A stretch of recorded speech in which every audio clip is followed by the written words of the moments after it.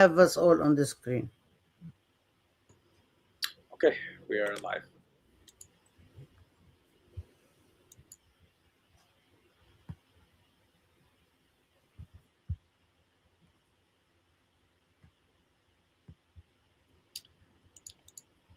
Good morning, everyone. We're going to start with a land acknowledgement.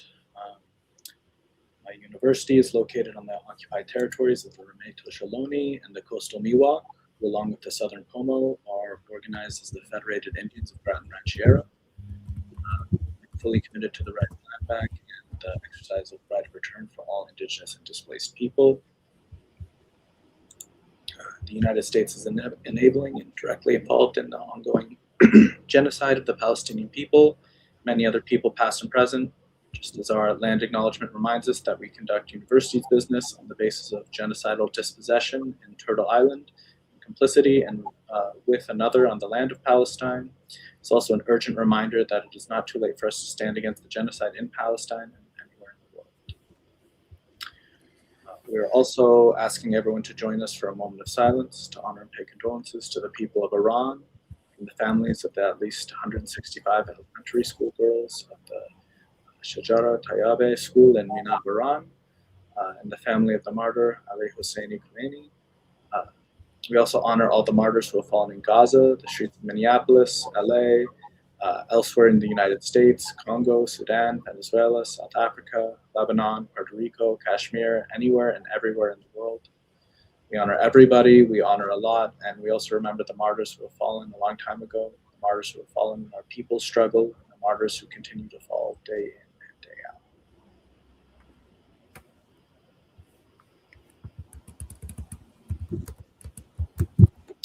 We also want to thank our co-sponsors, Westchester for Palestine, the Institute for the Critical Study of Zionism, CUNY for Palestine, the Anti-Imperialist Scholars Collective. And the Palestine Arab and Muslim Caucus of the California Faculty Association.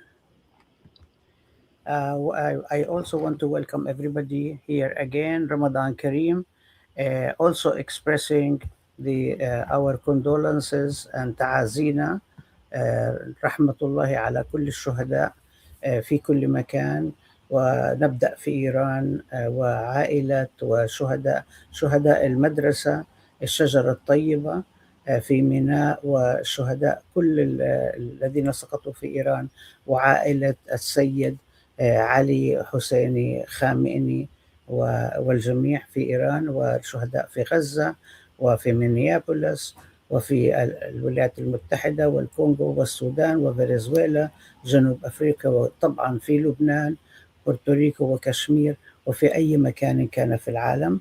ونحن نتذكر جميع الشهداء الذين سقطوا في أي مكان في العالم، الذي من أجل نضال الشعوب ومن أجل الحرية في كل مكان. نشكركم لمشاركتنا في هذه الندوة. Thank you, everybody. Basically repeated what Laith said in English. We are very, this is very sad occasion, but also it's representative of what's going on in the world, where the United States and Israel and the forces of aggression are escalating their fight against their war against people everywhere, trying to crush the struggle and the resistance of people. You're going to see more of this, but before we start, I would just like to ask each one of our guests, whom we are very happy to have, to just go around and just say a couple of words about themselves. We are going to post their bios on online, so you can see. And these are very scripted bios, very short bios that do not represent who they are. But I just want you to hear who they are, just to go around, and then we will get on with the program. So we will start with the youngest of us, Dr. Richard Falk. I'm a retired professor in the U.S. and most recently have served as the president of the Gaza Tribunal, which had its final session in Istanbul last October and was a response to the failure of the established international order to respond to genocide in a effective manner. Thank you, Professor Richard. Let's go to Professor Jemima Pierre. Hello, everyone. My name is Jemima Pierre. I'm a social cultural anthropologist by training, with a special focus on the African diaspora. And my research and work cover a wide range of topics, including the history and politics of U.S. imperialism in Haiti and the Caribbean. I'm currently a founding member of the Anti-Imperialist Scholars Collective, a member of the Black Alliance for Peace, and a contributing editor for the Black Agenda Report. I'm happy to be here, but I send my condolences to the people of Iran at this time. Thank you. Dr. Sami? You're muted, Doctor. My name is Sam El-Arian. I'm originally Palestinian. I lived in the United States for 40 years. I was professor there. And then I had my thing with the United States government. So I left because of my Palestinian activism. And then I relocated to Turkey. Now I am the director of the Center for Islam and Global Affairs at Istanbul Zaim University in Turkey here. I was also honored to be part of the Gaza Tribunal as one of 6 jurors who rendered the final judgment back in October. And I'm very happy to be here with you tonight. Thank you. Dr. Farnia?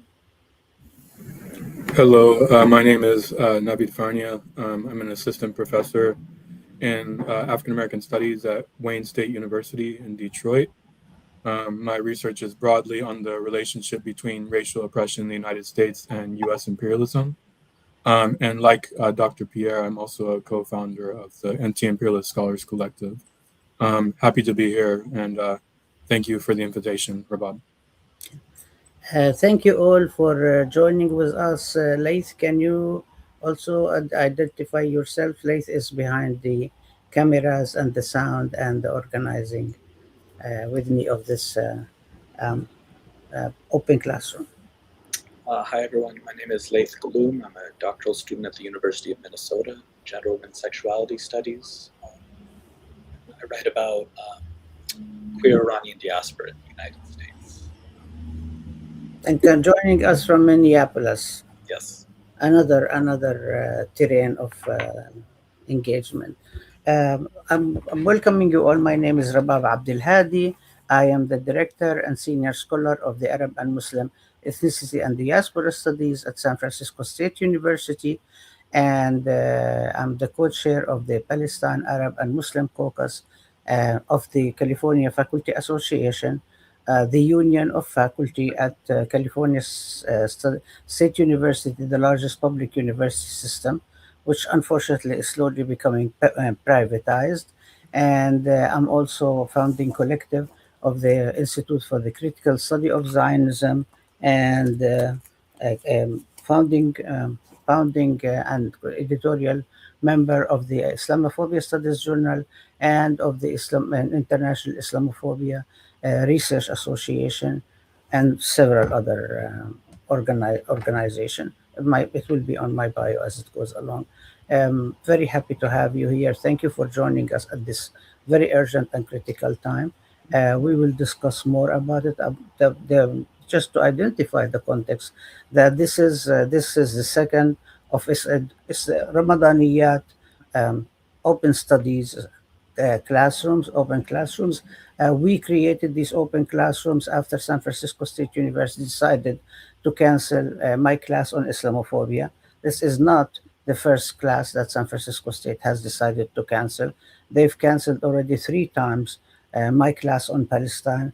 They've historically canceled many classes of Ahmed Studies program as a way to start dismantling the program. As you know, it's very important to institutionalize the studies that we need to produce knowledge for justice and include that in the curriculum at the time when the United States government and other right-wing and fascist forces are trying to basically stop the production of knowledge, stop the curriculum and any kind of knowledge, and stop and punish people for speaking out about the truth, about freedom, about people struggling for themselves, about genocide. And everybody here has suffered as one way or another about what's going on, and you will see that in their bios. So we decided to actually set up this series on behalf of Teaching Palestine Pedagogical Praxis and the Indivisibility of Justice. This is not sponsored by Ahmed Studies because San Francisco State is not giving anything to this program. It's on behalf of Teaching Palestine and sponsored by the organizations outside of it, San Francisco State University.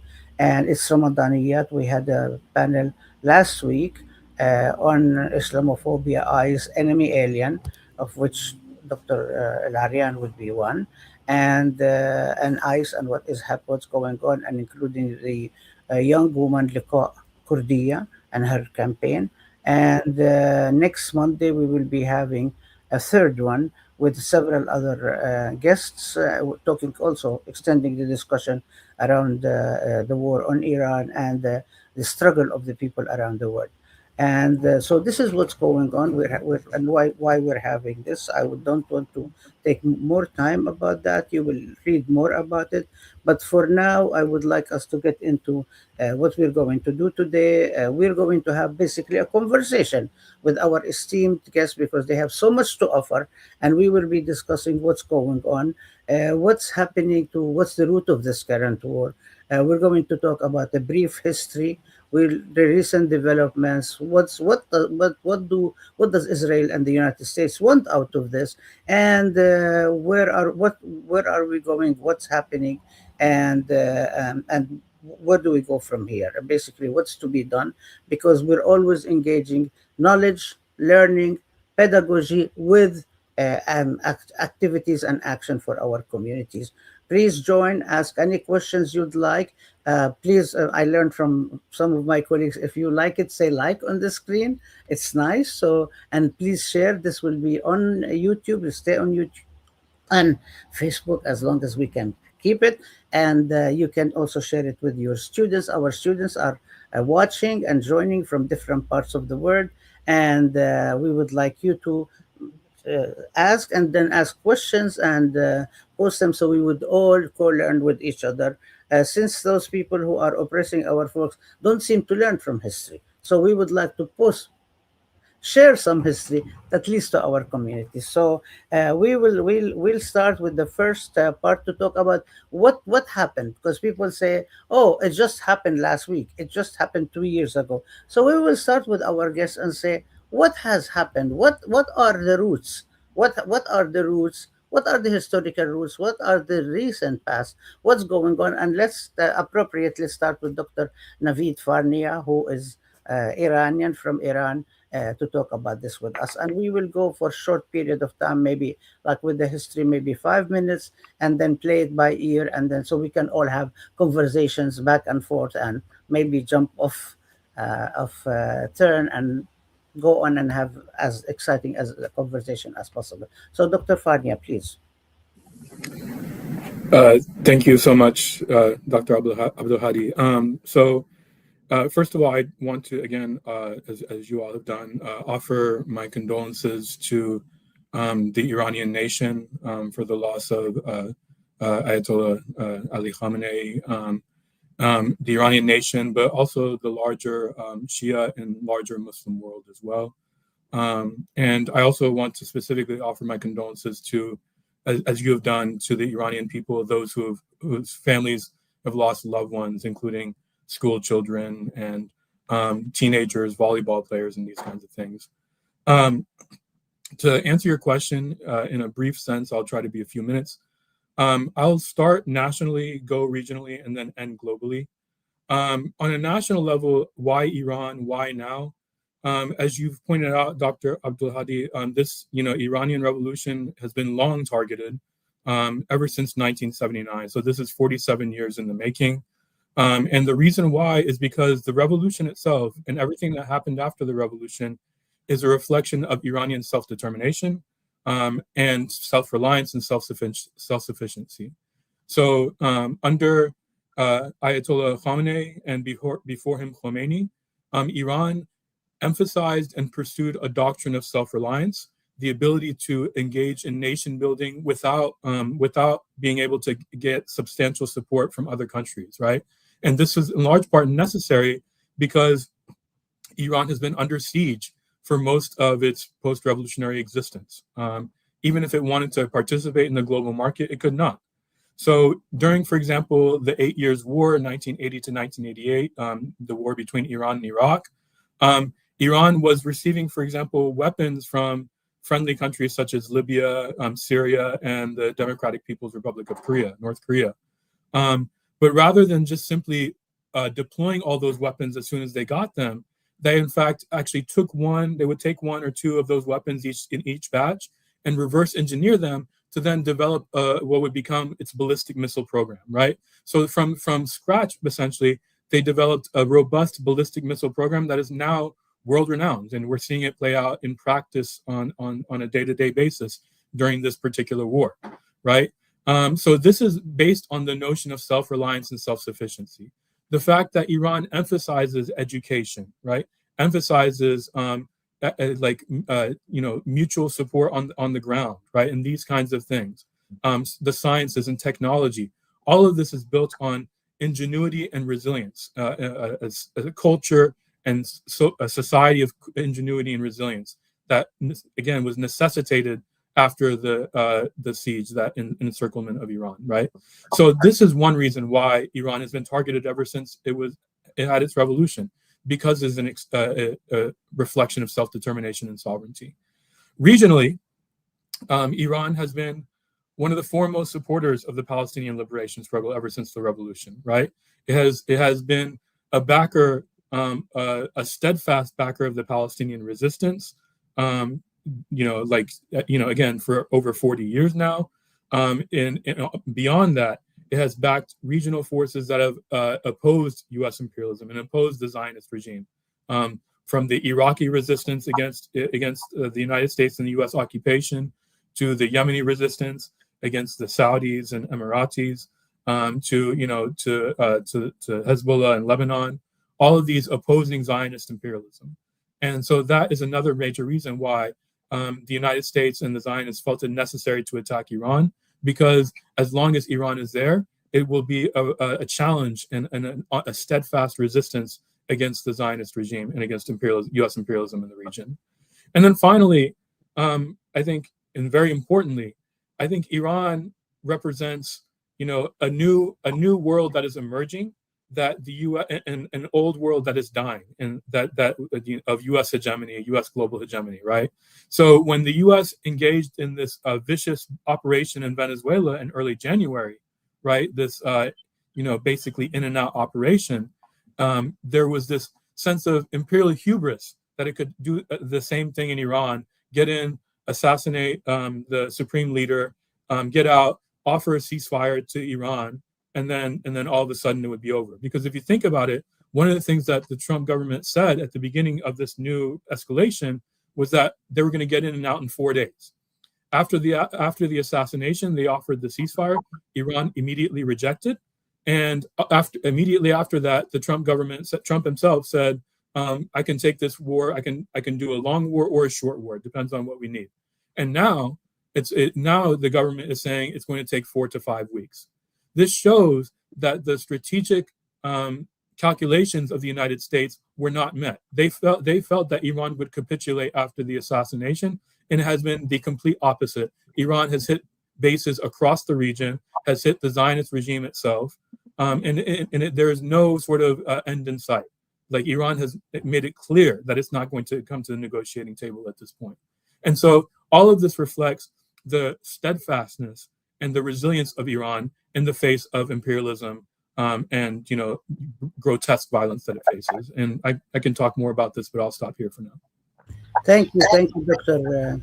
Naveed. Dr. Al-Aryan, can you please give us a brief historical summary, maybe specifying how does it apply specifically to Palestine? We know maybe speaking about the connection with that. Absolutely, absolutely. I think the reason Iran has been targeted by the Zionist regime and by the United States is for one simple reason, not just that it wants to be an independent state, and it was able to actually be self-reliant and self-sufficient and raised the issue of being an independent and getting away from all imperialist powers. But the main reason is its support of Palestine. Its support of Palestine is deep. From the first day that Khomeini, Imam Khomeini, the late Imam Khomeini, came to power, the only country he broke relations with and turned the embassy to the Palestinians was the embassy of Israel. And his position on Palestine goes way before he came to power, since even the early days of the struggle in the late 40s, 50s, and 60s. In one of his famous speeches, you would find that he mentioned the Shah perhaps 10, 15 times, but he mentioned Palestine and Israel perhaps over 20 times. So this was very, very deep in terms of his opposition to a settler colonial racist project in the midst of the Muslim world that he thought was not only an injustice to the Palestinians, but a threat to the whole region. Now, Iran took that position, as I said, that distinguished it from all other countries, including all Muslim countries. Many Muslim and Arab countries would give rhetoric support for Palestine. Iran was different. Iran gave actual support, and it was very vocal about it. And not that support as humanitarian aid to the Palestinians. It actually played a huge role in sponsoring many of the factions that went into what is called the axis of resistance, actually resisting the occupation, resisting Israel's brutal policies inside the occupied territories and expansionism. And it also helped the Lebanese. When Israel invaded Lebanon in 1982, it was instrumental in establishing a resistance movement, which later turned into Hezbollah, that was able eventually to liberate southern Lebanon from Israeli occupation back in 2000. And it built actually a formidable force in Lebanon that was able to stand up to the Israeli aggression. I'm not going to go through the history, but it's pretty well known. And when you look again at this kind of support, it not only supported it in terms of funding, but also in technology, in organization, in weapons, which rarely anybody does that. Actually, no one does that across the world. So it has a very unique position, and that earned it the enmity of Israel, and Israel became a sworn enemy because it was the only country, the only state that is willing to stand up to Israel's belligerence. And we saw this throughout decades. And if you trace back most of the problems, whether it's economic problems, isolation, whether it is the different initiatives that the United States had throughout the years in terms of trying to destabilize the regime, trying to fund its opponents, trying to break up the country, trying to instigate all kinds of ethnic problems within the country. I remember back in 1996, they had the Libya-Iran Act, in which hundreds of millions of dollars were pledged to destabilize the country in terms of trying to derail its advancement, trying to isolate it at the United Nations, isolate it at different institutions. All these were because of its support of Palestine and because of Zionist influence on the United States. Yes, Iran had some problems with the United States in terms of the Ajax operation back in 1953 coup and all that, but they could have been overcome. What could not have been overcome is its support to Palestine and its opposition to Israeli expansionism and occupation, and that's why it earned it the enmity, the almost the 40-plus year enmity of the United States. So what we saw today, or what we're seeing today with Trump is the most Zionist, most vile president ever in the US, and he does not even hide it. And he's totally been manipulated by Netanyahu and his Zionist cronies, is that he's willing to topple the regime. What we are seeing today is nothing less than regime change. That's all what he is trying to instigate. That's what he's trying to do. He's trying to, the Israelis obviously want regime change and breakup of the country and to strip it for all its capabilities because it was able, because of its policies of trying to be self-reliant, self-sufficient, trying to advance itself, trying to build itself. Because back in the 80s, the United States and other regional actors were supporting Saddam Hussein and trying to topple the regime also, as far back as the very early days of the 1979 revolution, 1980 through 1988, a brutal war in which over 500,000 Iranians were killed. So we're talking about the United States trying to be part, they were part of that then, and they're part of this today. But I mean, it's very clear that they have totally mismanaged this, miscalculated. The strategy is so flawed. They have absolutely no strategy to go about it. They have a one-day strategy to decapitate the regime, kill as many leaders as possible, hoping, again, because of, somehow Netanyahu convinced them that this is going to be a stepping stone towards regime change by the Iranians going by the millions in the streets, totally devoid of all reality. That's not going to happen. They have no idea what's awaiting them. And what they were surprised with is the ferocious nature of the response. Iran has been preparing for this for decades. They know that they have been under the gun, and they built what is called forward defense.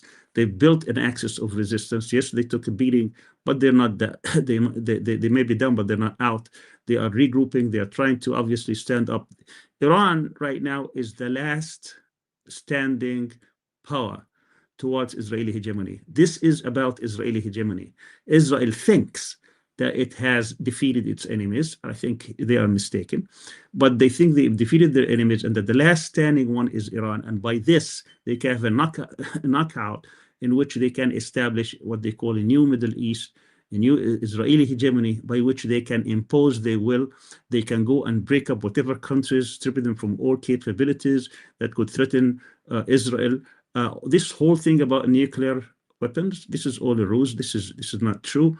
If you go back deep and study the issue, you would know that Iran doesn't want a nuclear weapon, that this is about how to use technology in advancing society. But of course, that's not what Israel wants. They want every country in the region to be weak and to be subservient, basically, to Israel.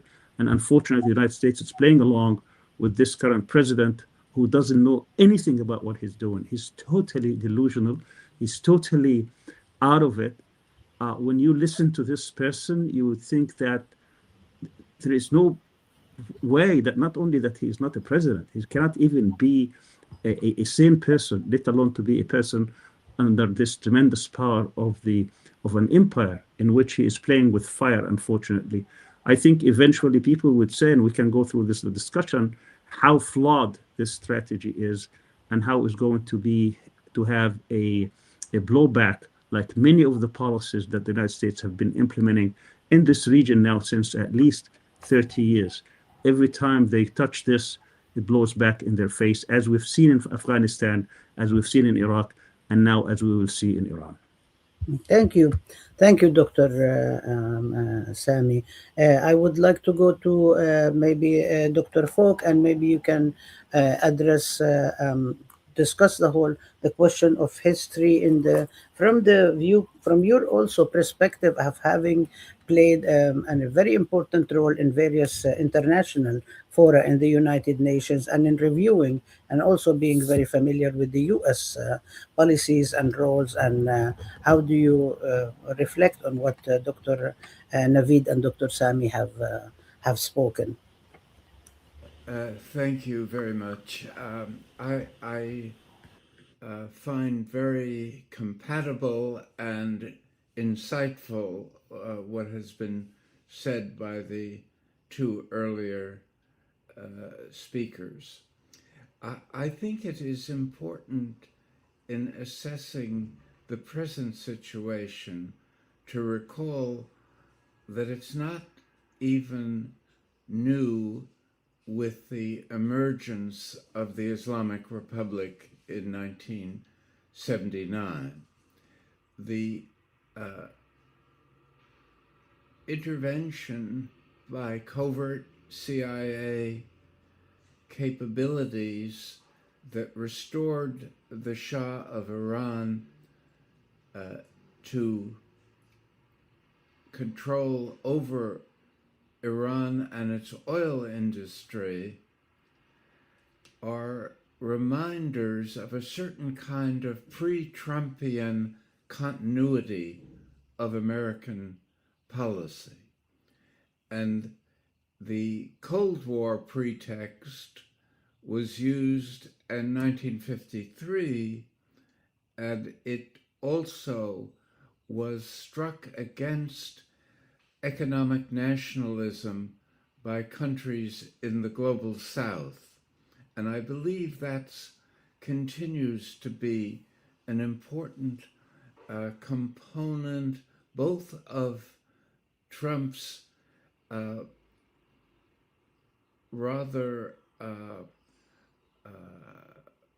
unknowing kind of imperial militarism fueled by his own personal narcissism, but it also captures a certain part of the American bipartisan reality, which is Wall Street based and Silicon Valley based. We shouldn't forget that kind of capitalist arms industry pressures that have partly responsible for Trump's ascendancy as a political leader and the relatively muted response of the Democratic Party to the current outright, unprovoked war of aggression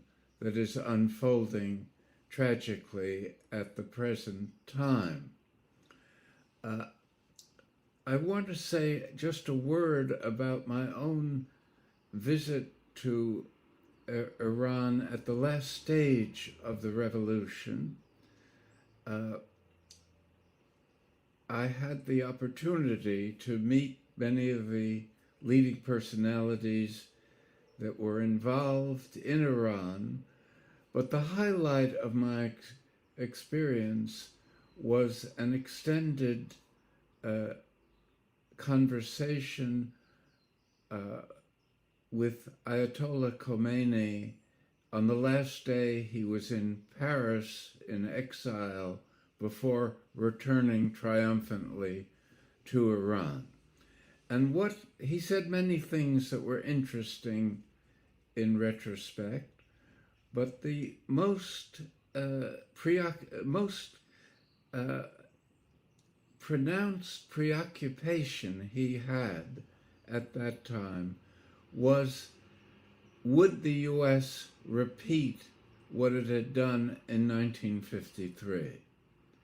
Would it act again as a force of hostility and intrusiveness in the process of Iranian self-determination?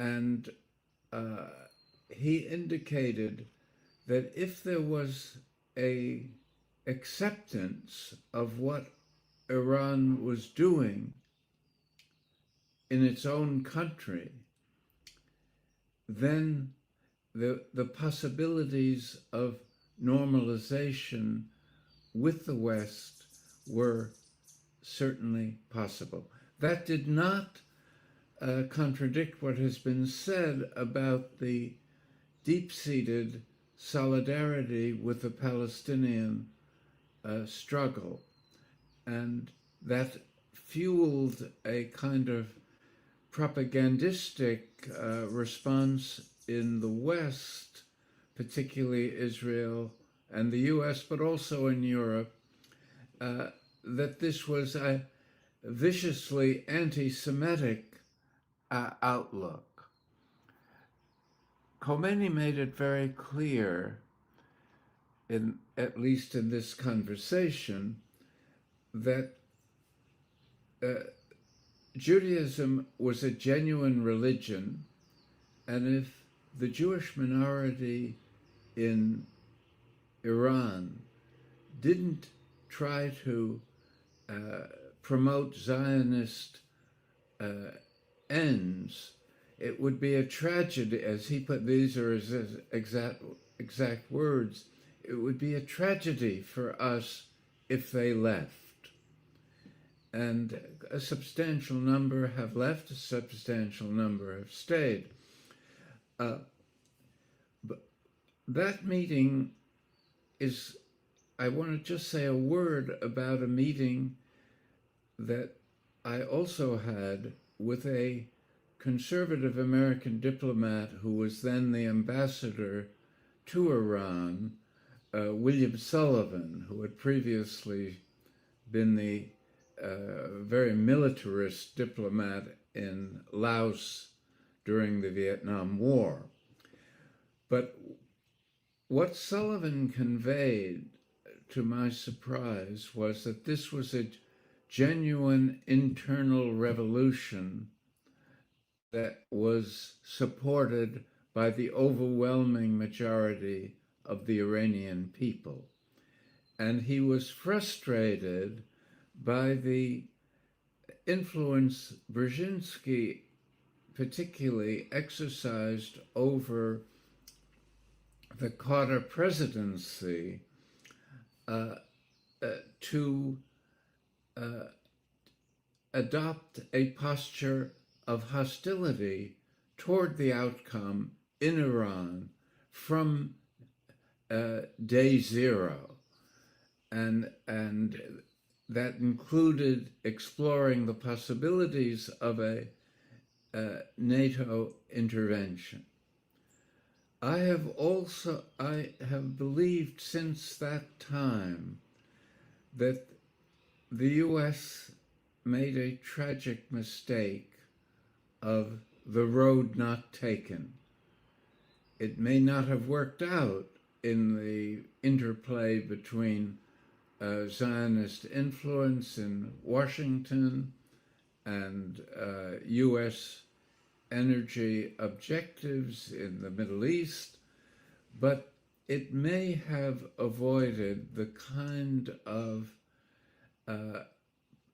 sanctioning that imposes a hardcore security defensiveness on the part of a government being threatened by the world's leading military power.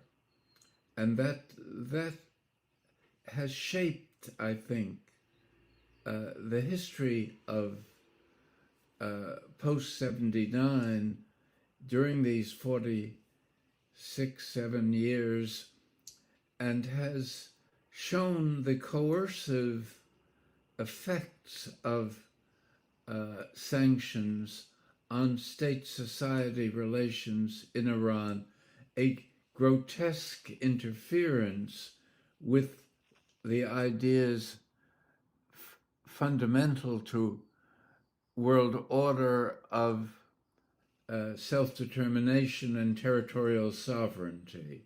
And it's been reinforced by assassinations of scientists, political leaders, diplomats, visiting foreign figures hostile to Israel's vision of what should unfold in the Middle East. I want to say, just in concluding, one final thing, that the war against Iran should be viewed as the culmination of an intercivilizational war against Islam. It is in one way a lurid fulfillment of Samuel Huntington's prediction that a clash of civilizations centering on the fault lines in the Middle East would be a sequel to the Cold War. And it followed decades of U.S. dominance in what was seen as a unipolar sequel, another missed opportunity to make international relations more peaceful, more just. But it should not be forgotten that there was a different path toward regional stability, regional respect for the respective rights of nations and peoples, and the fact that this culminated in an outright genocide with which the leading Western countries were in complicity, active complicity, headed by the US, and now endorsed shockingly by the United Nations in a unanimous resolution endorsing the Trump diplomacy. I feel it is a great betrayal of what was envisioned when the UN was established. Let me stop there and hope I haven't talked too long. No, thank you so much. Thank you so much, Dr. Richard. This is, I mean, everything, everybody, I want to interrupt everybody and say, can you just talk about this? But hopefully we'll be able to cover and expand. Dr. Pierre, Jemima Pierre, can you're specialized and expert in African studies, and also in Haiti, and basically the studies of racism and imperialism. And I was wondering if you can also speak about the topic we're talking about, US and Israeli aggression, and talk about maybe the other side of the world, the part that you're focusing on the world, and anything else you would like to add, but also maybe speak about what's going on, what has happened in terms of the parallel policies and the analysis on that focus on Haiti, maybe the part of the Caribbean, Latin American. But this is a lot, so you can focus on what you can, because we are coming back on the circle to cover the rest. Hello, everyone. Thanks so much, Professor Abdulali. I really appreciate being here. And I wanted to first really send solidarity to the people of Iran and the government of Iran for really pushing against and fighting against U.S. imperialism in its most brutal stage at this point. And in a way, many of us feel gratitude for Iran for standing up to U.S. and Western imperialism in ways that we cannot in our spaces. What's happening in Iran, I do think, has a lot to do with the politics and the need for the white West to control the Levant and to control the resources of the Levant, since that they've done for a couple hundred years. But I also think it's connected to a broader, the broader need of U.S. imperialism and Western imperialism to fight as they are losing their control over the world's resources and over the world's people. And I think what's happening, if we make a connection in terms of like the so-called shock and awe, the removal of Venezuelan President Nicolas Maduro, and the fact that the U.S. is really pushing out and really shooting from all sides, it is really a response to what it sees as the end of its own power and global control of the world. What's happening in Iran, the attack on Iran, is a continuation of U.S. imperialism throughout the world. All of us in the global South, and especially in the Caribbean, where the place where the people call the U.S.'s backyard, which is the most insulting thing I've heard. We've suffered hundreds of years of U.S. support for installation of dictators, support for dictators, the support for the bombing and killings of our populations, the control of our peoples, and what the U.S. has never wanted for anyone, the U.S. and the West, because the West always supports what the U.S. does, the white West, Europe, and its evil spawn, as Professor Gerald Horne would call it. What they've never wanted was for any of us to have sovereignty. And I think in Iran, what I see is the anger that Iran dare stand up and be sovereign, and not only be sovereign, but fight for that sovereignty with all its might. And those of us in the Caribbean, I'm from Haiti originally, and I'm from one of these countries that has been constantly under U.S. The boot of the U.S. ever since we attained. We were victorious in our revolution against slavery and against colonialism, and defeated the army of Napoleon, defeated France. And there's been a counter-revolution against Haiti for 220 years. And what that has meant has been control, violence, military invasions, occupations, down to 22 years ago, the removal of our elected president. And so what I see is a lot of parallels with the way that the U.S. has dealt with those of us elsewhere, with what it's trying to do in the region. And this is about resources. This is about maintaining Western power. And what it cannot stand is a place that actually has sovereignty, and that wants to fight. And for me, what I see is what Iran is to me, what Iran means to me, and Iran means to the rest of us, is a national liberation movement, a full decolonization, which we haven't seen yet. And for that reason, I think we should all support Iran for really fighting back against this monster that is the U.S. empire, and then its rabid dog that is the Zionist entity in the Levant. I'll stop there. Thank you. I was hoping that maybe. Okay, anyway, I'll come back to you. I can continue. Do you want me to?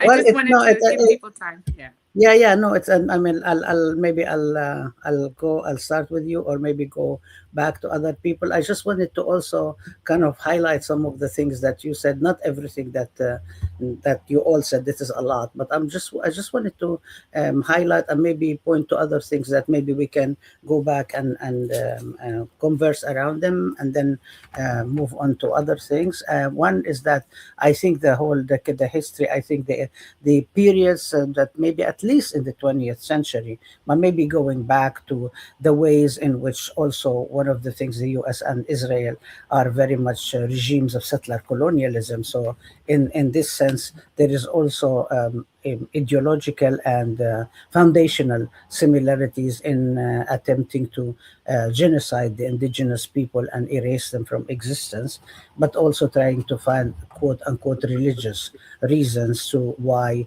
erase people there, to justify that there are God told them to do so. And if anybody has heard even Rubio's speech, I think a couple of days ago, when he was talking about religion and so on, I'm kind of like, why aren't you looking at the mirror? And the US,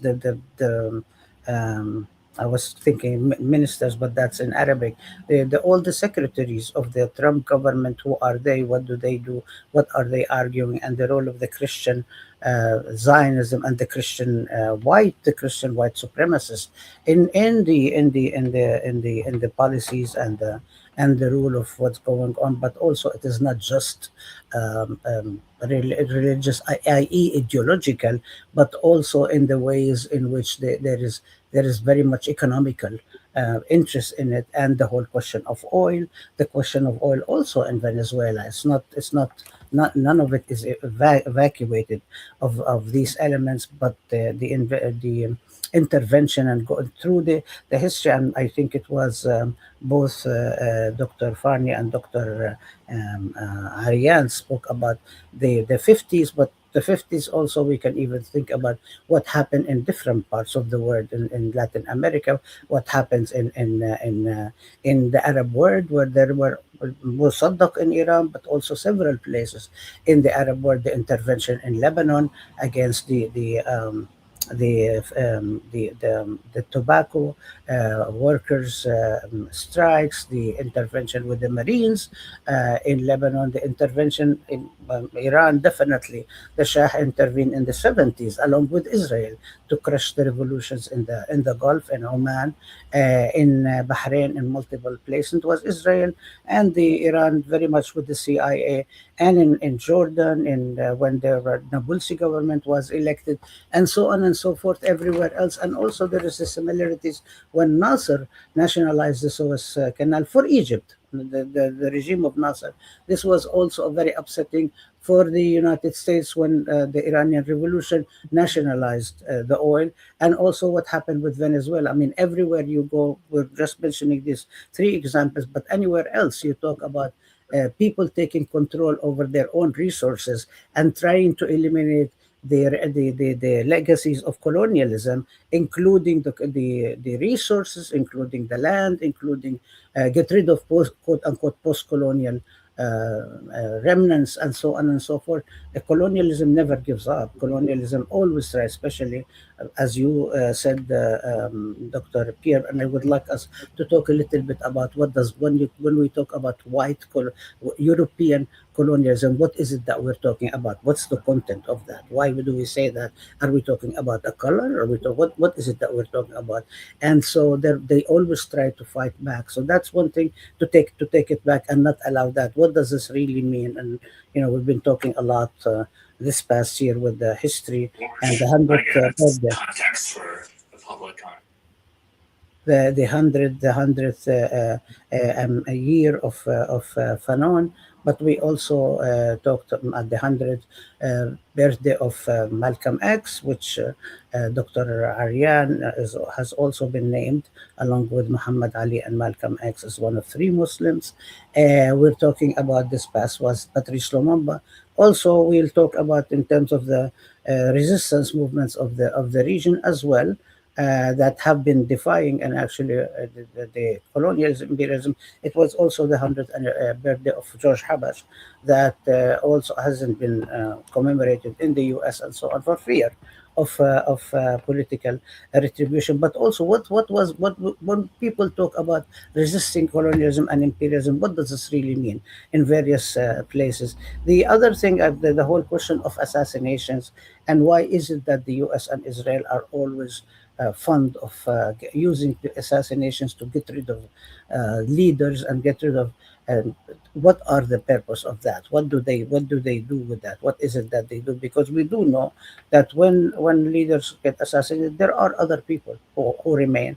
Then I was thinking about the whole question that I think you, Dr. Aryan, talked about, that they miscalculated. It's just like Israel also. Every single goal that it set up in the genocidal war in Gaza, they have not accomplished any single military goal except being a killing machine. They keep one after another and they fail, but they keep doing it again and again and again. And what is it, the whole question about trying to do regime change? Why do they do that? I mean, what is it that, what are the reasons strategically, politically, economically? How do we think about the various aspects of it? Think about that from one place to the other, and the whole naming of the backyard, quote unquote backyard, and so on. How do we think about that? So if you I was wondering, maybe we start with you, Dr. Pierre, because first of all, you were the last to speak and you also spoke little, and we'll go around. Okay, would you go ahead, please?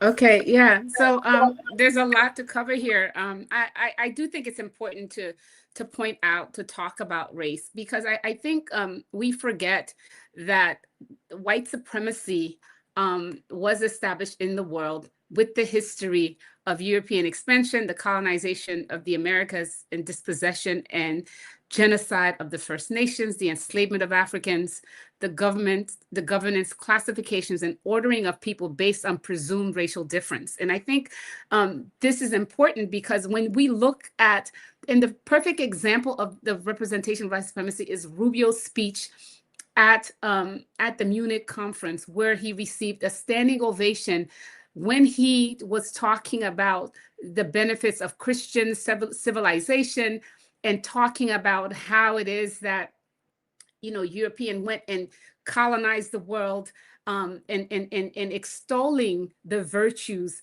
of European culture and so on. But there is a connection to that with whiteness, and whiteness just not just in terms of skin color, but the structures that rule the world. We have to understand that even the United Nations was made through the Europeans after World War II. That, and it emerges also from the League of Nations, where there was still colonialism, where there was a two-tier set of people. You had the Europeans who see themselves as white, even though that's not true now if you look at it. But the structure of whiteness means that Europeans control things, which is why NATO comes together, which is why whatever happens in the Levant, you have France, you have Britain, you have these white European powers who have controlled the world for the past 500 years stand together. They stand together to bring down the rest of the world so that they can uphold their power and supremacy. The other way to understand it is that if it was 167 white children who were bombed by any other place, any other country, the entire world would be in flames.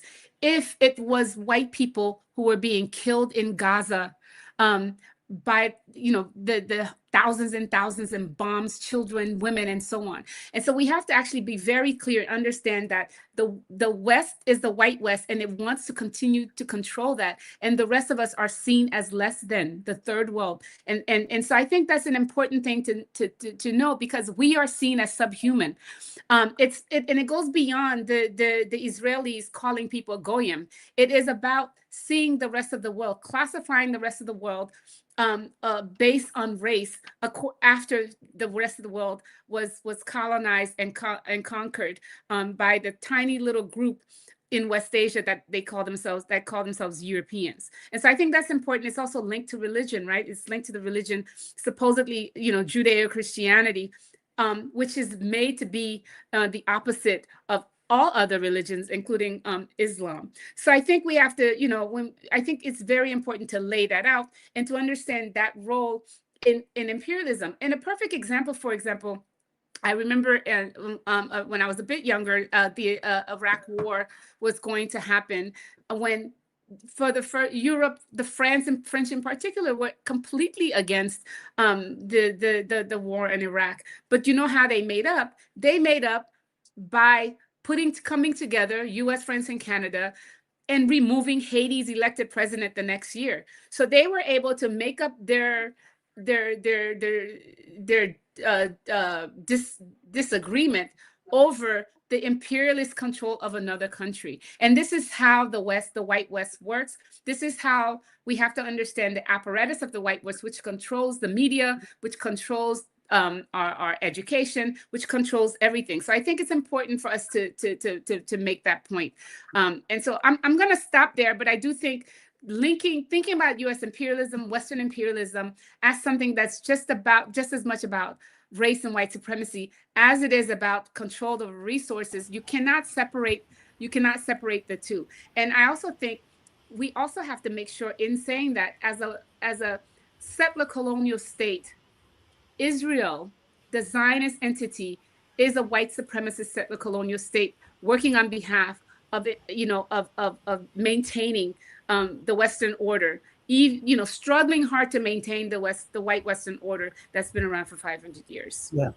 Thank you. And I actually thought that and we talked about it.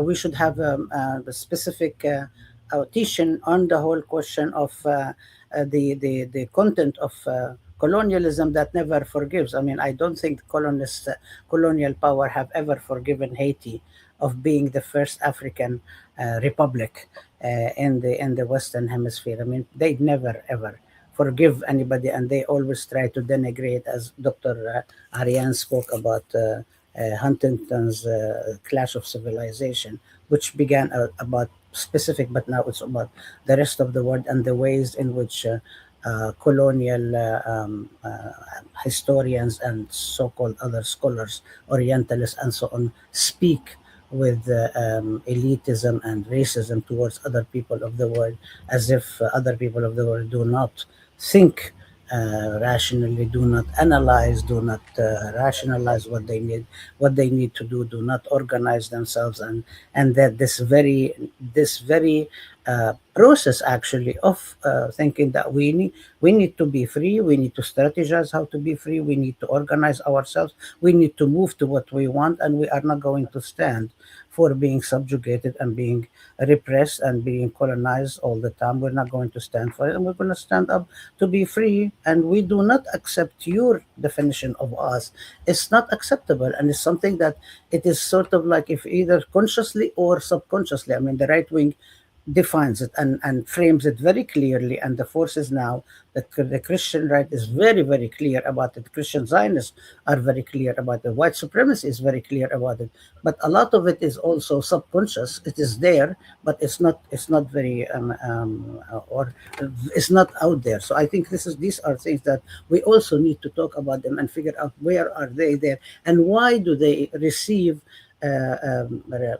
acceptance inside. Although although now many people, growing numbers in the US and in other Western countries, are rejecting this. They're not accepting this anymore, especially when we have younger generations are growing up on the basis of justice, of racial justice, after different things have changed and so on, and don't want to be part of this. And the same thing, this is with growing number of young Jews around the world, and saying, don't do this in my name. Please do not call me your kind of Jews. Do not call me, do not name me Zionist. I don't agree. This genocide that you're conducting, this is not in my name, so don't claim me. And so I think all of this is really important to kind of say that this is also challenges is going to be. And this also explained why is it that the response to the Israeli genocide in Gaza in the West has come up so much faster even than the response to the US war in Vietnam, which took a while to actually build up, even though US lives were at stake, the US younger people who were being sent to war, even though this is materially should have happened earlier. This is kind of like, also there is a generational consciousness and so on, but that's something maybe we can talk about a little later. I wanted to ask our if you want to speak to this, but also the whole question of religion and the ways in which the axis of resistance that I think I, I I think you all spoke about it. But to ask you about that, to speak about that, because what happened, the Israel has historically tried again and again to use the sectarianism, religious sectarianism, to split people in the region in order to justify its own existence, but to also divide and rule. And they've tried to do that in Lebanon. They've tried to do that in Iran, Sunni Shia. They've tried to do that in Iraq. It doesn't work. And they say Sunni Shia and so on. Gaza didn't work in Lebanon because people fought with each other to liberate the south. Didn't work. They failed. And they tried with the Phalange Party and the right wing in Lebanon. It didn't work. It didn't work with Gaza. Nobody actually thought, oh, this is Sunni and Shia. Nobody was talking about it. That whole plot failed. They tried to do it in Iraq, Yemen. They tried to do it with Iran. No, people are cheering for Iran, cheering for Iran, cheering for Iraq. Nobody, this whole thing. And even when the media tried to say Sunni Arab countries, people don't. Everybody now knows, is clear, is aware that the Arab governments who are allying themselves with the U.S. and allowing their countries to be used as bases for the U.S. and Israel are rejected, and the only reason they stay in power because of repression. So I think this is maybe an impact of the resistance of refusing Zionist imperialist presence in the region has had to that. I want you to maybe speak about this and about my previous question, if you don't mind. Maybe starting with Dr. Farnia, and then Dr. Aryan and Dr. Falk. Yeah. So what you're saying, Dr. Abdul Hadi, actually reminds me of a report that I read last night about how U.S. commanders in the region in West Asia are actually telling their troops, their soldiers, that this is God's war that they're fighting against Iran. And in fact, a lot of soldiers have registered complaints among their to their superiors about like this notion of God's war. But it speaks to the level of actually demoralization within the U.S. military, that this is how they're trying to frame the war and how to justify it even among their own soldiers who are not buying it. So in that respect, it's interesting to see what's happening, and I think this demoralization will actually continue and continue to accelerate and expand as well, which is why I don't think the United States is well positioned to sustain a long-term war, and in fact, we're already seeing that play out.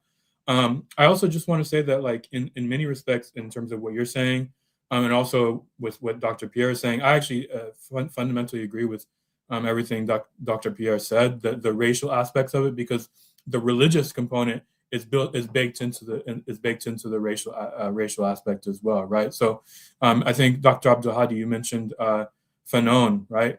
Fanon talks about how like Europe is literally the creation of the third world, right? So in that respect, he talks about in the colonies, the base and superstructure are the same. You're rich because you're white because you're rich, right? And so here's how like the economic and political components and racial components are fundamentally related to each other. And we also see it with respect to Iran, right? Iran's internationalism, how Iran has been a bastion of international solidarity with Venezuela, it has now established close relations with the Alliance of Sahel states, how it's had close relations with China, of course, but also historically identifying itself and establishing close relations with liberation struggles across the world, right? South Africa against the anti-apartheid struggle, and then of course in the region, as other folks have mentioned, fundamentally like supportive of the Palestinian liberation struggle, so much so that there's a clause in the Iranian constitution for having a budget that is strictly allocated to the Palestinian people, right? So all of these things, I think, again speak to why Iran must have been attacked, right? Like had to have been attacked, and why also at the same time, to go back to your question about your initial questions about colonialism and decolonization, and then also your question about assassination, right? Like why it is that the United States and the Zionists are engaging in these kinds of operations. It's because they cannot militarily defeat Iran, and we're seeing that play out once again. And I'll talk more about that here in a second. But like in terms of what's happening in the region, but like we're seeing that the United States is not capable of militarily defeating Iran, and the Zionists were not capable of militarily defeating the Palestinian resistance. So they have to target hospitals, they have to target schools, children's playgrounds, and these kinds of things, and they have to do these kinds of assassination attacks to basically try to break the spirit of the resistance, so that they will not be inclined to fight any longer, right? This is the history of the West, right? Going back to even the days of the colonization of the Americas and slavery, the resistance against slavery, the resistance against colonization, the way that the West has responded to that historically is by attacking civilians, right? And the fact that the Haitians were victorious in their revolution, in their resistance, right? And that is, as Dr. Pierre said, why the Haitians continue to be under siege and under occupation today, right? So all of that speaks to like the importance and necessity of ongoing resistance. But with respect to the region and what's going on right now, with respect to decolonization, I'll be really quick, is to say that, like, for example, Iran is not just attacking military targets in the region. It is now attacking economic targets, right? It is attacking, for example, Amazon Web Services in the United Arab Emirates, which some people call the United Zionist Emirates, right? It's attacking, embassies, because it's been normalized by the Zionists in the United States to attack embassies and consulates, right? They attacked the Iranian consulate in Damascus in 2024, right? The Iranians have closed the Strait of Hormuz, and so now, and an Iranian official said, no, not a single drop of oil is going to get out of this region. Natural gas prices, Qatar is the world's leading producer of natural gas, right? Natural gas prices have skyrocketed in Europe. And I read this morning in the UK, went up by 93% in the last 2 days alone, right? And so this war, this war of national liberation with respect to Iran and the war of regional liberation is fundamentally anti-capitalist as well, attacking the flow of capital, attacking technology, Western technology institutions that have billions of dollars of investments in West Asia, both, for example, in the UAE and in occupied Palestine, right? Like Microsoft read a report yesterday that a technology facility in the Zionist occupied territories Microsoft was attacked by Iran. So all of this speaks to like decolonization that is taking place in practice, right? And it speaks to again, as Dr. Pierre said, the relationship between race and capital, and this is what an anti-imperialist struggle looks like in practice. Thank you, Dr. Nabil. Oh, why is the echo? Dr. Sami? I'd like to speak to the question you raised earlier, is why Israel seeks hegemony. There are two main reasons for that. One is inherent and one is external.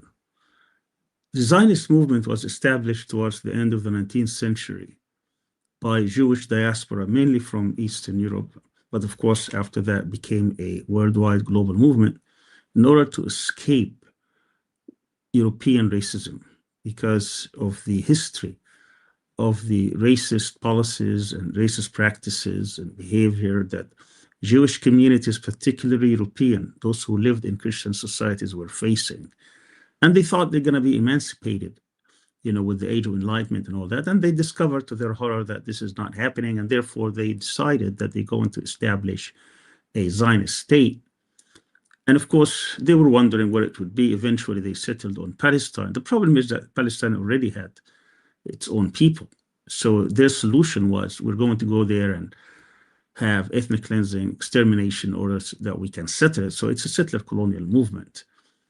And for that movement, for these people who wanted to bring as many Jews from around the world to settle Palestine and to exclude as many Palestinians from the land as possible, they were using different tactics, including religious. Because most of the people who actually championed this movement were atheists, were non-religious. But they have to use religion in order to attract more Jews. A lot of Jews were religious, particularly in close communities, and in order to convince them, you have to bring in this religious argument, which they did. And in order to survive, because this is not an empty land, this is not an empty society. There are thousands of years of civilizations throughout this region, and they have been populated. Palestine has always been there. Palestinians were always there. If actually conduct a DNA on the people of Palestine and those who came from Europe, you will find that all these people who are in Palestine, Palestinians, belong to the land 100 times more than those who came from Eastern or Western or other parts of the world, Europe. At any rate, so Israel thinks that the only way to survive is through brute force. And of course, they had different kind of Zionism, revisionist as well as the traditional Zionism, Ben-Gurion and Jabotinsky. And their idea of maintaining this is that we have to be stronger than everyone else. We have to be brutal than everyone else. We have to use all means and all ways in order to make sure that we survive. And to survive, we must have hegemony. And to survive, we must break up the different countries, the different states, the different ethnicities, the different religions. That's the only way we survive. And this is not something, this is not a conspiracy theory. This is written, actually, documented in many, many plans and many schemes. And of course, they use whatever means at their disposal. And we've seen it. If people were talking about it and they didn't have proof, I guess after October 7th, they have all the proof they want, is that they're willing to go all the way, including, I would say, at one point, if they had to, and of course the world has to stop them, the use of nuclear weapons. That's why they want nuclear monopoly. They think that they have 3 existential threats, and they have to deal with them, and they think this is the time to deal with all 3, actually. One is Palestinian demography, and they tried, they failed, at least temporarily, to drive the Palestinians out of Gaza or out of the West Bank, but they continue trying. Because that is they think this is the historic mistake. They were able to drive out about 80% of the Palestinians from the territories they occupied back in 1948. and they should have driven everybody else, because now they have to deal after 1967 with almost more than half of the population between the river and the sea, Palestinians. So that is a problem that they have to deal with, and they try, and they will continue trying. And for that, they need to bring the Palestinians to heels. They need to the Palestinians to feel despair, completely cut them off from life, from civil life, any kind of civilian life, so that they can despair and leave. That's a plan.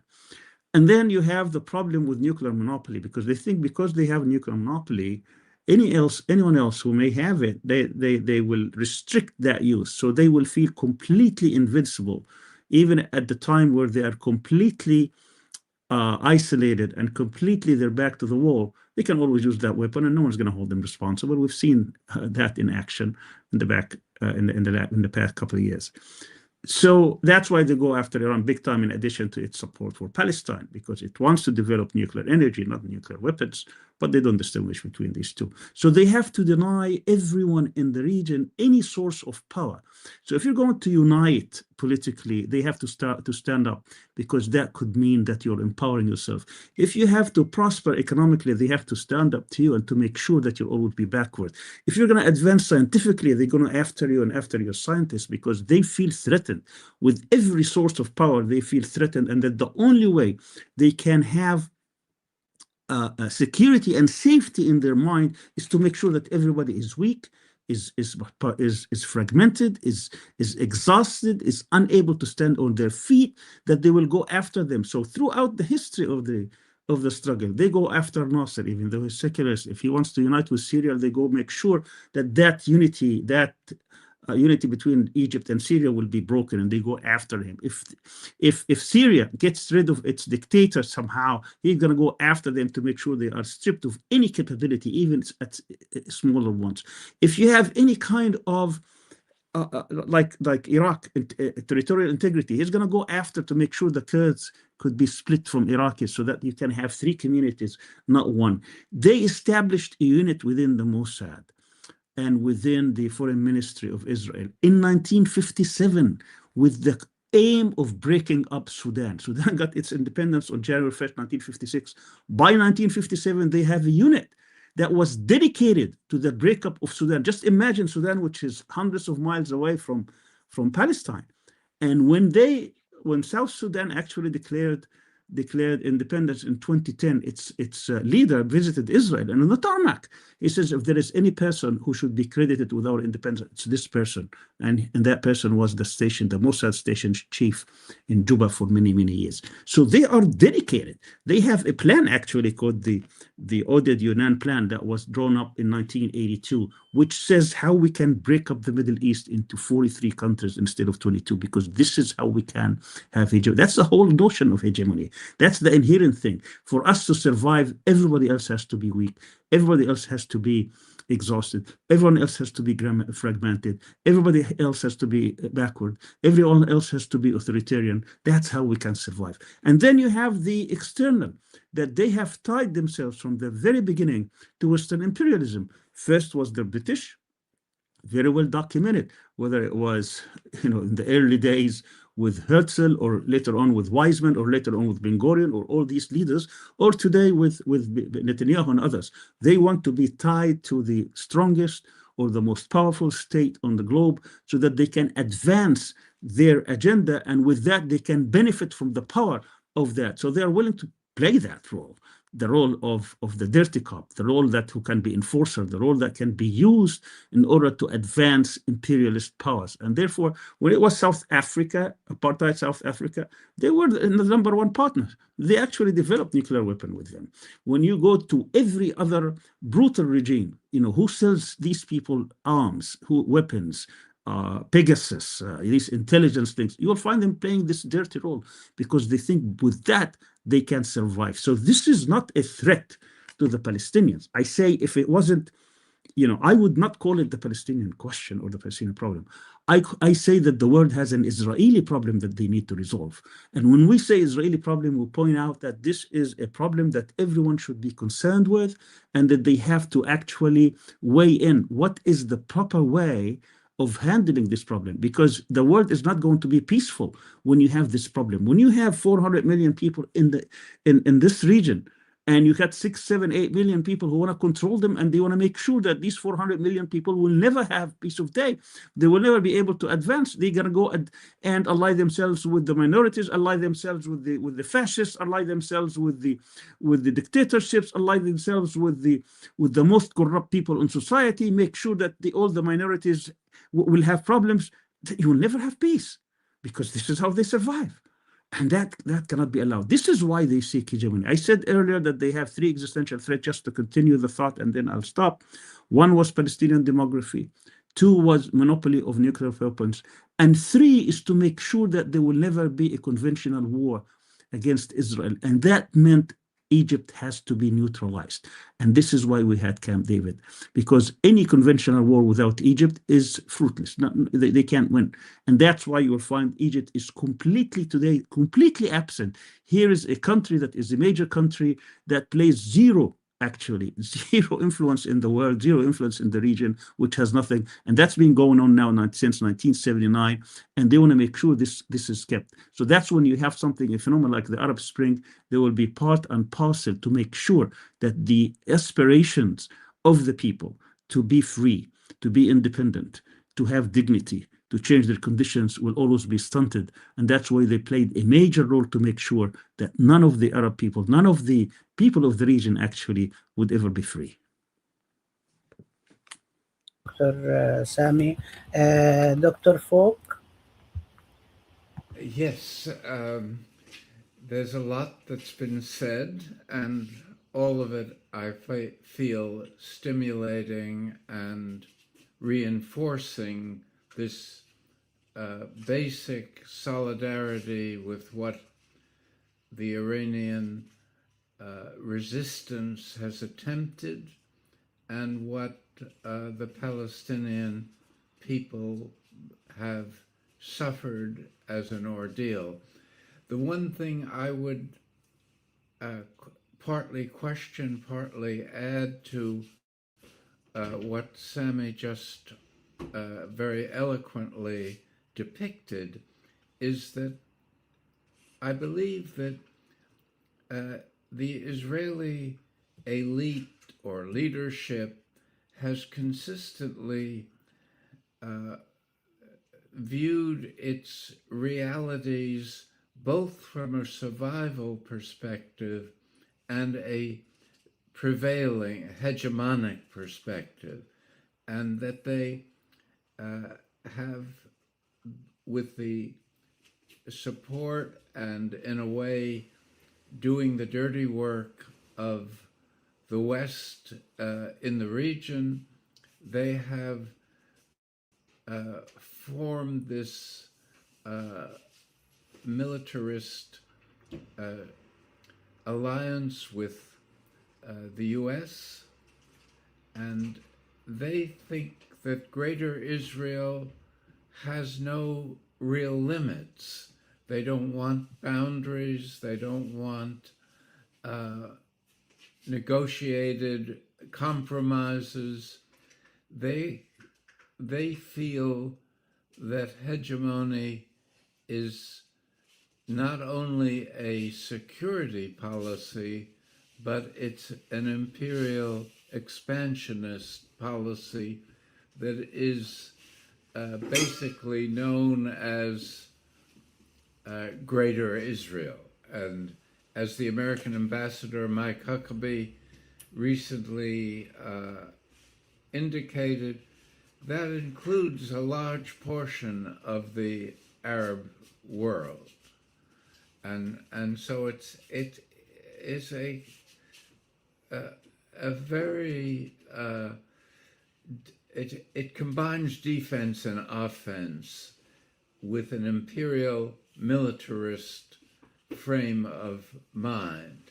And I think its basic flaw is that it regards military power as the dominant and maybe even the exclusive shaper of historical forces, whereas I think a more accurate and progressive reading of conflict, particularly in the struggles against European colonialism, suggests that it is mobilized people more than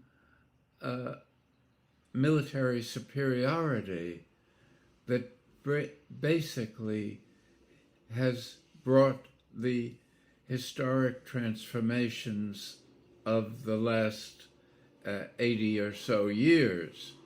The U.S. should have learned this itself in Vietnam, where it had total superiority militarily and yet lost the war. And it's never been able to learn that lesson, partly because of the capitalist infrastructure of governance in the U.S. and its Wall Street reinforcement and the bipartisan endorsement by both political parties, and partly because of an ideology of political realism that exaggerates the military role.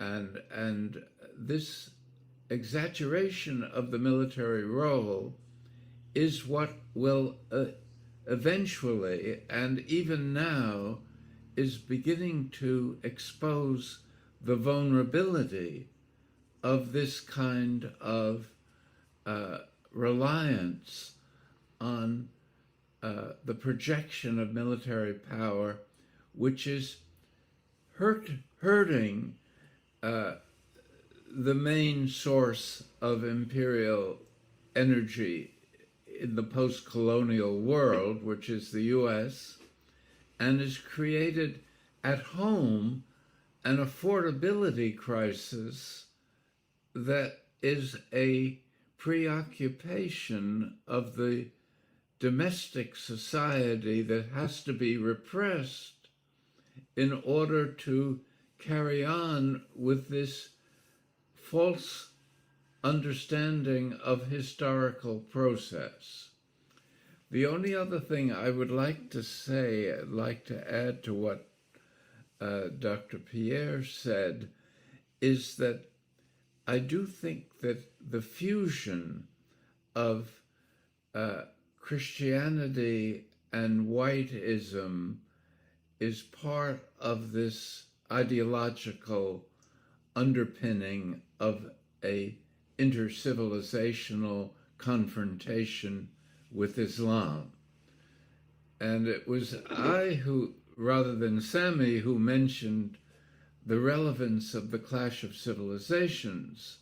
And I think Rubio's speech at Davos was a very strongly articulated version of this kind of white Christianity that is the source of civilizational pride, identity, and justification for exploiting the well-being of others. And that exploitation has hidden the way in which the UN has been co-opted by these insidious forces. And I would again stress the unanimous entrusting of the future of Gaza to the ungentle priorities of the US and Israel. After all the rising opposition to the illegitimacy of this genocidal post-October 7th response and continuation, we still have a UN and a Secretary General of the UN that is prepared to endorse that kind of outcome that rewards genocide and punishes its victims. And we have to address that in order to reconstruct the international normative order. Let me stop there. Thank you, thank you so much. We have very little time left, and we have a lot. And if people in the audience want to ask questions, please post them, and Light will relay them to us. But I also would like to hear more from our speakers, our scholars. Amazing. I want to ask so many questions and sit down and take notes, which I find this amazing privilege that I like to organize these teachings because I also want to learn and discuss and engage in this. This is what makes us understand the word, and this is what makes us learn, and this is what makes us build more for justice. So I wanted to ask you, I wanted to say a few things, but about regime change, about the ways in which this whole thing about the myth of weapons of mass destruction that's constantly is raised. This is also raised by Israel. They're always Israel and the US and all these, I would dare say, fascistic orders and forces that are trying to control even more than 1% of the world's wealth, and the connection between the economic degradation and control of wealth and the power, the military power, and the destruction, the racial violence that we see, and the political power, and all of it, how they are connected with each other in order to serve this very, very horrible attempt to rule and control the world. And there is so many ways that we can study, and there is so many, we mentioned so many sources. And apologies, Dr. Folk. Yes, you were the one I couldn't take. I can take notes a lot, but I also can take enough as we move along. And I wanted to also mention that even the whole question, Dr. Aryan, you're the one who started talking about the creation of a Zionist movement to create an exclusivist Zionist entity to, as quote unquote, to protect Jews from anti-Semitism. But there were also many other ways in order to get rid of anti-Semitism. And one of the problems of the Zionists is that they, on one hand, they propose that anti-Semitism is inherent and forever. So if they propose anti-Semitism is forever, how are we going to fight and fight against it and eliminate it? On the other hand, there is the proposal that only if there is exceptional anti-Semitism, and we know that there are all sorts of racism and discrimination ways against different people, and we know it's structural.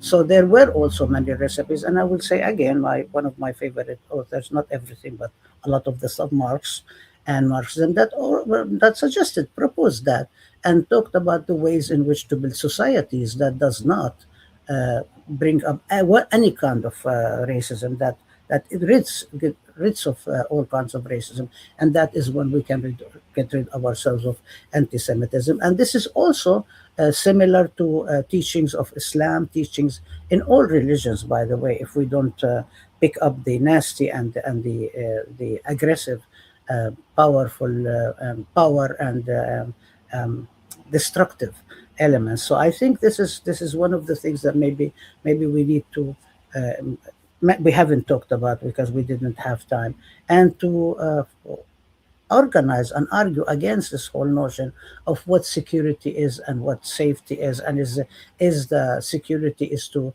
confine yourself in a little place with borders and say this is what security is, or is security to stop fighting and attacking everybody around you in order to have to accumulate bombs and nuclear bombs and so on, which is something that's not mentioned about Israel at all, but it is around all the countries, all the third world countries around the world. But all of these are things that we should really be talking about. But I wanted to, and I also wanted to mention one more thing that I didn't say, is that the whole question about that we talked about Sunni, Shia, and the religious divisions that Israel and the U.S. tries to create and entrench, and the resistance against U.S. imperialism and Zionism have actually abused people of that. But I think one other thing is also the coming together and the unification between different forces, the forces that have come in the past of Marxism, left forces, and the Islamist forces that actually people recognize, and at least people on a grassroots level recognize that it is about resistance, fighting against colonialism, imperialism, that are trying to control our lives, that are trying to crush us, that are trying to continue keeping us colonized and controlled, and the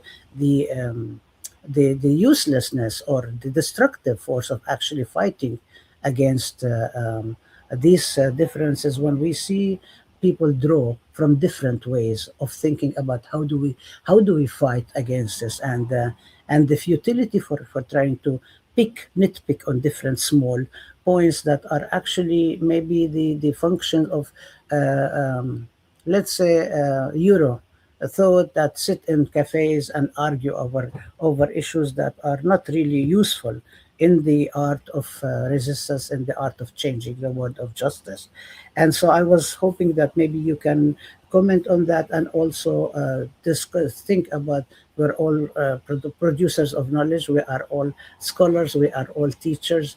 Where does the whole question of teaching and education end with that? And maybe each person can take like maybe 4 minutes in order for us to be able to end on time. So why don't we start with Richard, as we started, and then go to Dr. Sami, Dr. Jemima, and Dr. Naveed, and I will rely on you to be responsible with the time so everybody could get to speak. So go ahead, Dr. Richard. Uh, we- well, it's a necessary challenge to educate at this time when there's so much ideological pressure to limit the exposure of students to the truth of what is happening, and yet to survive in a academic atmosphere, to carry on the work of educating the new generation. It takes a certain civic engagement on the part of scholars and academics, that we are citizens seeking a progressive destiny for our country based on justice and respect for law, respect for other civilizations, other peoples, and the whole effort to, for instance, discredit diversity, equity, and inclusion is a way of saying we don't want that kind of future being taught to our children. And that comes from the state through special interest groups, and poisons the freedoms that were associated with academic life and scholarly dissent, even though there was always a ideological cost being paid by people who crossed the red lines, for instance, of strong support for the Palestinian struggle or other liberation struggles in the world. And my own experience has tried to maintain a certain way of ignoring that pressure and continuing my trying to establish the identity of engaged citizenship as a crucial, vital element of academic integrity. And I think it's become more important than ever that we stand behind our colleagues who are targeted because they have spoken truth to power, and we must struggle for that kind of freedom to learn, to write, and to act. Let me stop there. Thank you. Thank you. Thank you. All right. Dr. Jemima. Oh, thank you so much for this question. It's an important one. You know, one of the things that I always try to stress to my students is how the control of the world by the white West for 500 years is a very is so thorough and ideological as much as structural. The way we think about the world is a colonizer's model of the world. The fact that we call Europe a continent when it doesn't fit the definition matters. The fact that there's the idea of this sub-Saharan Africa where the Europeans decided to separate the continent based on their idea of race when there's no such thing in terms of the continental. The fact that what we think about religion, what we think about ourselves, the language we speak in, all these are colonizer languages.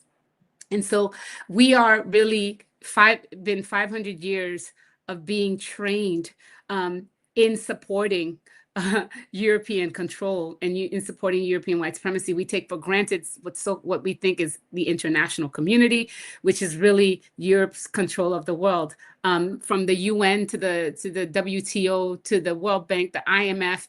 All of these things are very much structures of European control that pretend to be universal. And so I began teaching that because I also think that's important to understand the way that the current world is structured now. Because if we don't understand that, then we don't see how all our struggles are connected. You know, we talk about regime change and so-called decapitation strikes. We know, for example, in 1973, the CIA got rid of Salvador Allende in Chile.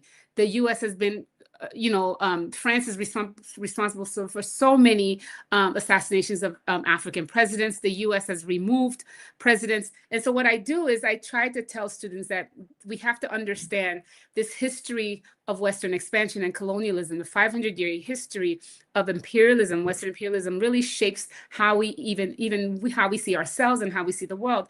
And the thing to do is to see how we are all connected across time and space in struggle against that structure of global white supremacy and European control of the world. Now, if we don't, we have to make the connections to understand that what's happening in Iran is a war of liberation, is a war, it's an anti-colonial war. And we have to actually, we have to link it to the fact that all of us actually have to fight against the European and Western hegemon. And the biggest source of insecurity in the world right now is the white West and the US and the Zionists as its rabid bulldog. And I think it's important for us to understand that if we don't understand that, we cannot come together and come up with a joint struggle against these structures that have been putting us at odds and oppressing us for 500 years. So that's how I teach my students. I always make this a global historical project. Even when I'm talking about Haiti, Haiti is never, exceptionalized. It is part of a broader process of the rest of the world trying to deal with this horrible world that was put in place by the Europeans for 500 years. And so once you do that, for me, I think once we understand, once people know their histories, once people know how connected our histories are, then they can understand how connected our struggles need to be in order for us to all come out and defeat this greatest enemy to the world right now. Thank you. Dr. Naveed?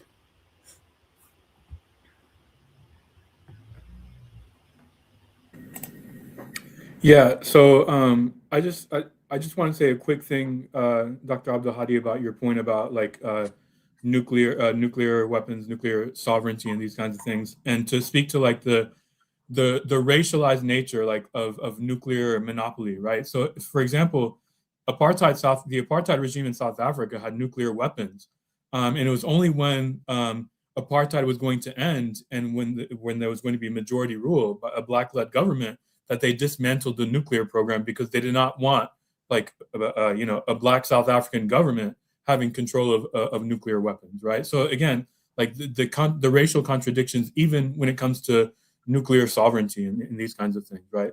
I'm going to answer the pedagogy question by also answering the question that's in the chat because we've been asked to answer that as well. How do we see the war ending? I think I think Iran is doing well.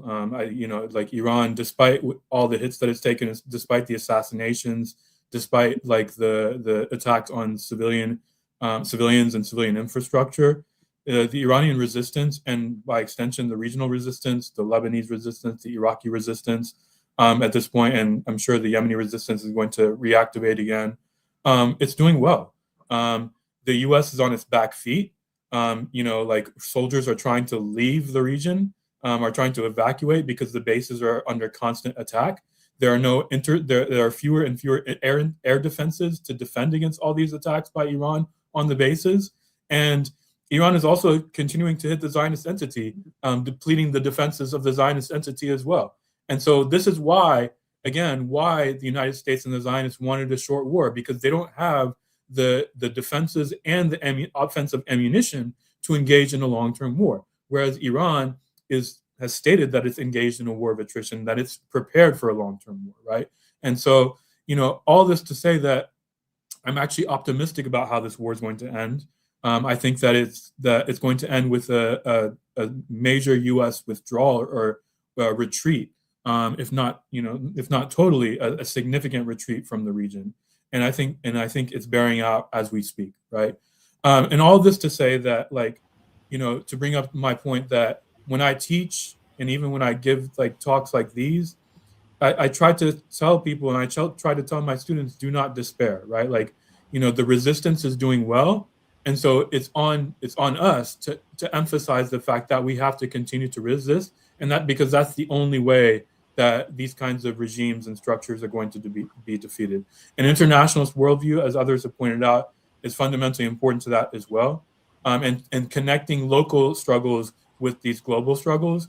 But at the end of the day, to me, the most important thing right now, despite and in fact, because of these assassinations that are meant to demoralize people, is to do not despair and to continue to understand that the resistance still fights. It's going to continue to fight, and it's doing well. And so just make sure that you do what you can as well. So, yeah. Thank you. Dr. Sami? Yes. When you have two parties fighting each other, there is a test of will here. You have a party that is fighting for survival and a party that is fighting for supremacy. Over time, the party that is fighting for survival, for agency, for independence, for liberation is the one who's going to win. You could not have foreseen this in October 2001 when the Taliban were being chased out, but you'd see it in August 2021 when they were coming back triumphantly, and it was the other parties who were fleeing the scene. This is going to be the situation. Iran is going to win this fight. It's going to win it fair and square. It's going to win it after it tried everything else that failed. But there is a larger question here that needs to be answered, which is what is the end of the conflict when it comes to the Israeli problem, when it comes to the Palestinian question? What is the end? For many years, people were trying to overlook justice for expediency. So there was a two-state solution, and they offered that to Israel. It was Israel that totally rejected it. And it wanted greater Israel. It didn't care. It gambled on this, and it's going to lose again. And I'd say to answer this in 2 minutes or 3 minutes, when we talk about what is the end of the conflict, the end of the conflict is we have to look deep into the root of the problem. The root of the problem, as I said earlier, is because of the racism of Europeans towards their Jewish communities. And then you have this experiment, this Zionist experiment that is going to fail, that is failing. And therefore, the ultimate objective, the ultimate goal should be to dismantle these Zionist, racist, supremacist, settler colonial, exclusivist structures that have been imposed on the indigenous people of the land. That means this is our strategic goal. Our strategic goal has two aspects. One is to make sure Palestinians stay on their land, to continue the struggle, and they have. They have been doing that for over a century. Today, the number of Palestinians between the river and the sea actually exceeds the number of Jews, meaning, you know, the part of the equation that wants to be in charge of the whole land. But more importantly, the other aspect is what is needed, which is to build global movement to de-Zionize Palestine, to confront Zionist structures wherever they are, particularly in the United States. And that puts a lot of onus on everybody on this panel, that they really need to start looking. And I think it's happening. I think what happened after October 7th is that a lot of people have soul searching, a lot of people have waken up to the situation, is that this is unstable world, this is unstable region, for the simple reason that this is a failing project that is willing to lash out at everyone, and with it, it's going to destroy the world. And therefore, to confront Zionism and Zionist structures everywhere is what is needed here. To de-Zionize the situation in Palestine is what is needed here. In order to do that, we need to dismantle all these structures in the same way, in the same venue that we did with South Africa. South Africa took decades in order to try to end the apartheid regime. This is a different kind of an apartheid regime. It's even more dangerous apartheid regime. And the way to do that is to identify its sources of strength. I had one study in which I identified 12 different imperatives. But beside that, we identify its sources of strength, and then we understand what kind of strategies they utilize in order to make sure that they will become and remain strong and expansionist and supremacist and all these things. And you develop counter strategies and you start engaging them in every field, politically, diplomatically, commercially, economically, academically, culturally, in the media, in law, human rights, tourism, technology, every aspect. And when you build this movement, worldwide movement, to confront them everywhere, then you besiege them. And then at one point, there will be a strategic shift. As we're seeing today, this is not necessarily a military solution. A military solution, you're playing basically their game. This is much, much more than just a military confrontation. This is a worldwide, every phenomena. And here we are talking about a side that it wants to fight for the values which are the greatest values that we know, the value of freedom, the value of independence, the value of self-determination, the value of dignity, the value of standing up for what's right, versus everything else that we've seen today, which is the value of trying to impose your will on the others, trying to dictate to others, trying to dehumanize human beings, trying to treat them like dirt, treat them like they are subhumans, the way we have seen in the past couple of years. I'm very optimistic, actually. I think we are turning a new page. I think the world is waking up now to the fact that we have a huge problem, huge challenge, and I think the world is standing up to it. And with the victory that is going to be near, I'm talking about victory here in this confrontation, the United States is going to wake up also. Particularly, Trump is going to be dumped because people will see that person for who he is just a con man trying to make another buck at the expense of the others. He will be exposed, and with him, Netanyahu and all the other Epstein class and their cronies. Thank you very much. Thank you, Dr. Sami. Thank you all. You have been amazing. You have been wonderful. You brought so many points that are worth learning, taking notes down. I'm wondering what my students will note and write and so on. I'll share it with you. It's really wonderful. For me, it has been really great, and always hearing from you, talking with you, learning from each other, engaging in critical discussions. And this is also why the imperialism and Zionism are always trying to shut us down.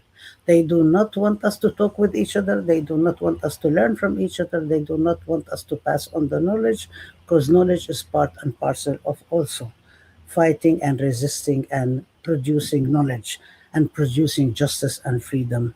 Uh, I, I personally, I am convinced that justice will always prevail. I'm here because I believe in it. I'm not doing it because I don't believe in it. I'm not selling anything and there is no money to be gained in it. It is just because we will live better. And I believe in revolutionary optimism and in the invisibility of justice. Last week, we discussed and advocated for the case of Kurdia and had her lawyer and community advocates to speak about her. We spoke about the connections between the ICE, fascism, and the connections of the imperialism. We spoke about what happened. We had also Mamadou Tal, who had to self-deport, a student who had self-deport. We mentioned Dr. Samil Aryan and what happened to him, one of the early cases. And we spoke about Gaza and Islamophobia. We would like to make sure that everybody understands what's going on in Gaza and never gives up and never stops. People in the streets to stop the war on Iran, people in the streets to demand that President Maduro goes home and an end to this kidnapping and this piracy, and continue supporting Cuba from the strangulation. We know that when President Maduro was kidnapped and Venezuela was taken over, the oil was controlled by the U.S. and the shipments of oil were sent to Israel, and Cuba began to be more strangled. And so we really need to continue support and support for people who are struggling against injustices and really take the hands of the US and Israel of the people so the people can breathe, because the people are okay. People are fighting for their lives and for their children, for the future. We need to make sure that the future is guaranteed for our children. This is why you see all of us here and you see people who are continuous. How many times Professor Falk has been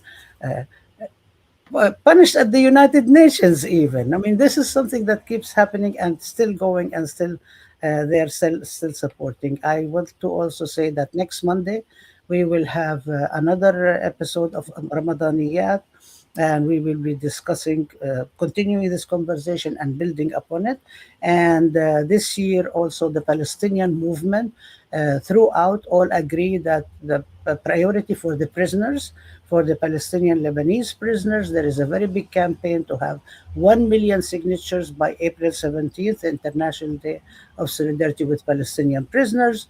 We are also here with the Coalition for Higher Education, and including the Palestinian caucus are doing a very big campaign in order to have teach-ins, educationals, hosting Palestinian prisoners to tell their own testimonies, to discuss what's happening with the Palestinian prisoners in prison, to demand the end of torture and execution. Israel now is demanding execution.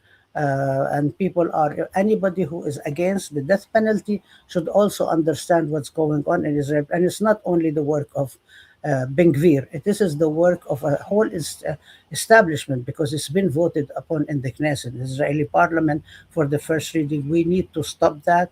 And there are children, there are women, there are older people. Remember last year, the prisons were emptied of women and children. Now there are more and more coming in. There's sexual harassment going on. We do not know how many are from Gaza. Well, nobody knows what's happening to Dr. Hussam Abu Safiya, that everybody knows was director of a hospital. We know that it is going on and on. We need to stop that. We need to stop. And this is, by the way, we know that this is the Savak, the Shah Secret Service, and as well as South Africa. And they were horrendous. We used to hear all of this. We cannot allow this to continue. So we want everybody to come together, to stand with each other, and not allow these injustices to continue, especially in the United States. This is happening in our name because it's our taxes that are paying for it. So let's not allow this to happen. Let's continue, and thank you so much, because you are amazing organic intellectuals coming together teaching everybody, teaching each other, teaching the word, and standing with each other to demand justice and to get to justice. So we will win. Love you all. Thank you for being with us. Thank you. Thank you so much, Professor Abdullahi. Thank you, everyone.